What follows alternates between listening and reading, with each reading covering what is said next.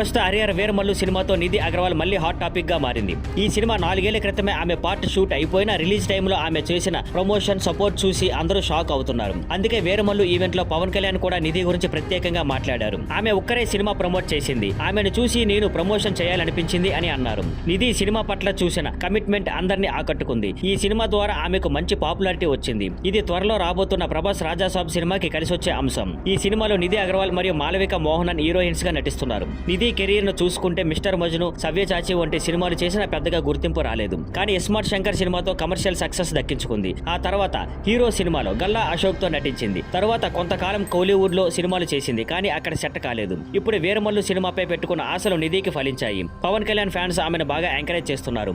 ఇక అదే క్రేజ్ తో రాజాసాబ్ సినిమాకి ప్రమోషన్ చేస్తే నిధికి ఇంకా ఎక్కువ క్రేజ్ రావడం ఖాయం. ఈ సినిమాను మారుతి డైరెక్ట్ చేస్తున్నారు. తమన్ సంగీతం అందిస్తున్న ఈ సినిమా డిసెంబర్ లో రిలీజ్ కాబోతుంది. ఇప్పటికే టీజర్ తో మంచి రెస్పాన్స్ వచ్చింది.